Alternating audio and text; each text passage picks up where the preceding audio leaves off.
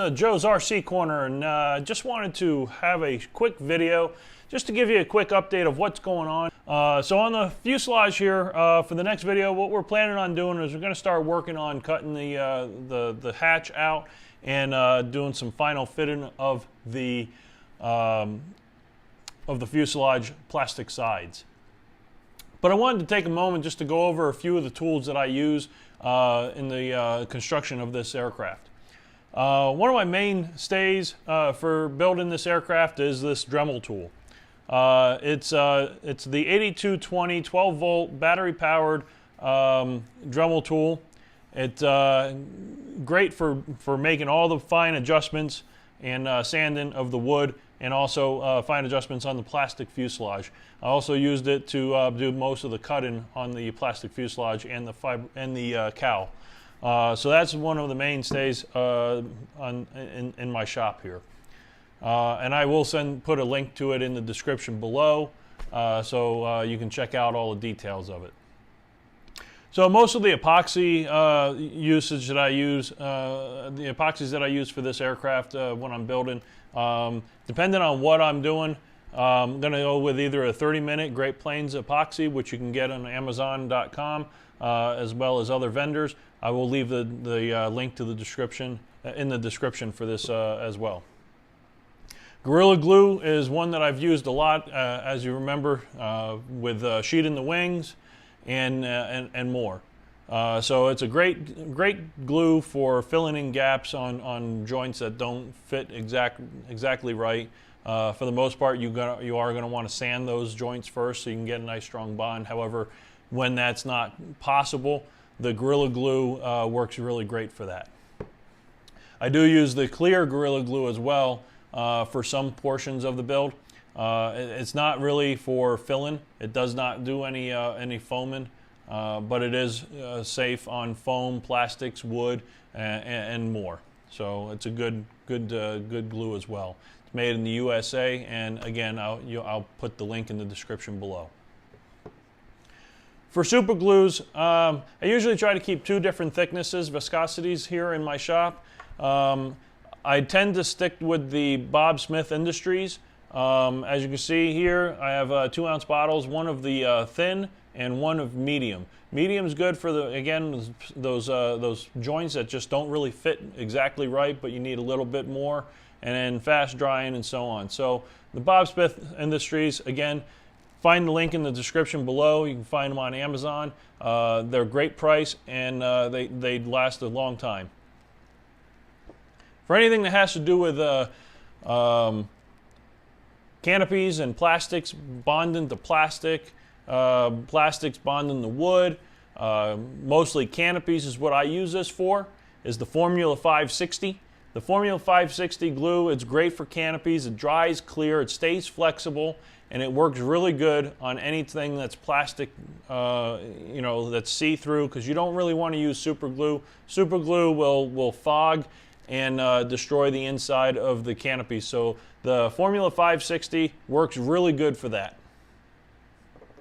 Most of the filling on this fuselage is going to be done where it's going to be blended into the wood. I'm going to be using the Epoxy Resin. It's a polyester resin, not the regular epoxy such as these. It works great for fuel proofing, and then you can utilize it with top flight micro balloons. The micro balloons is a great tool. You add it to that polyester resin, it stays flexible, and you can change the viscosity. Works really good for filling in, and because this plastic fuselage might have a little bit of flex in it from vibration and so on, the polyester resin with the micro balloons will stay strong and slightly flexible, not completely hard. So it allows you to fill in those areas, and it will stick really well to this plastic. Make sure you do sand first. So some of the other portions, once we get to the painting and fiberglassing, I'm going to be using the Rustoleum product for the primer first. It's a primer filler, so it really hides some of those minor imperfections in the fiberglass weave, and it'll make it fill it in really nice. Sand most of it off, but it'll fill in all those tiny the grain marks from the fiberglass when you're done. Speaking of fiberglass, we're going to be using a water-based polyurethane. I have here the Rustoleum water-based polyurethane, Varathane. It dries very fast, leaves a nice strong bond between the fiberglass and the wood, and it works very, very well. I use this same product on my Cougar, and I really loved working with it. It saves you from all those fumes that you can get from the other methods of polyester resin and so on.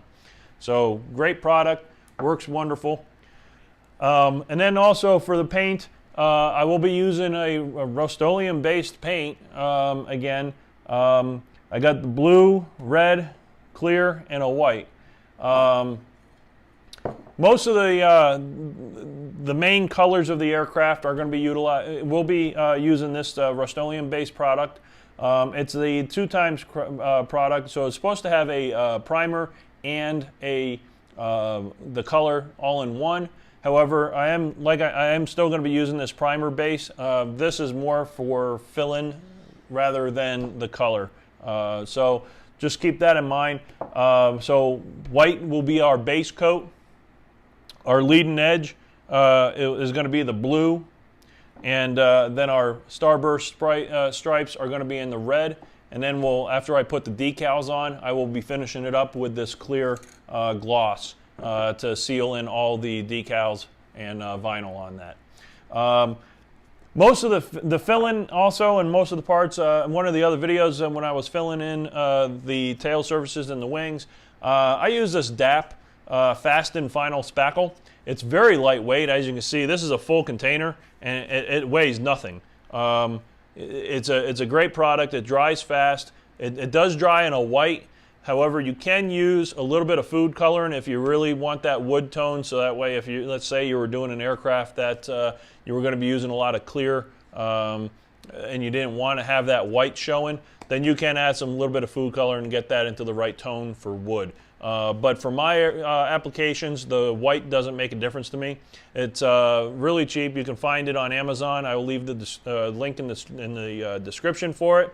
And I also believe you can find it at Home Depot, Lowe's, and so on. So great product, easy to get, works wonders on doing fill-in with the wood. And then for sanding, I use these Great Plains T-bars. They're easy touch sandbars. I have two different sizes. The Sandpaper you can get from them, but you can also find them on Amazon as well. There's also other brands that do sell the sticky back sandpaper like this, different grits. They work great for different scenarios. They do have this curve section, and I have lined the insides of these curves with different sandpapers as well to get different contours. But majority I use it just as a straight T-sander. Same on the other. And I want to thank Captain Rob on RC Model Geeks. I did mention that that I put the wrong size in that last video when I was describing the prop.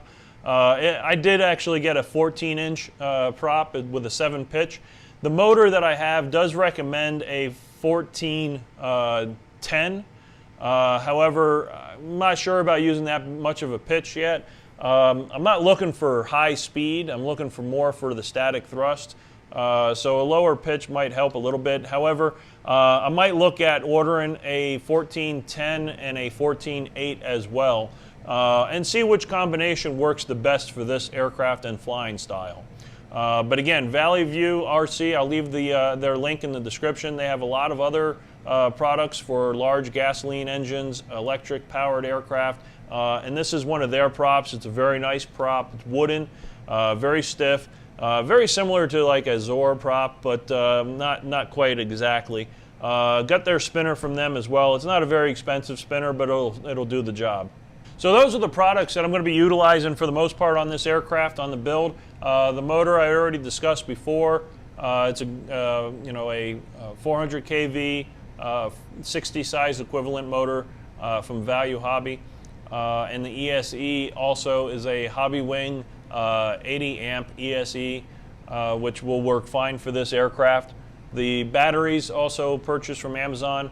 All these products, I will leave a link in the description for them. In addition to these products, one of the other things that I wanted to discuss today is a little bit of an update on what we're going to be doing this weekend. So on Saturday, I will be releasing the video with the latest of what's been done.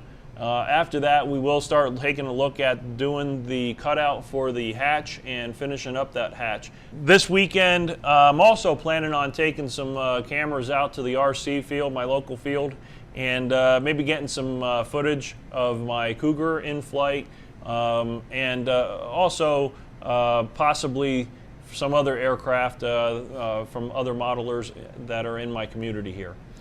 So if you are interested in taking a look at that, please hit that subscribe button. Join me, and I hope you have a great time flying.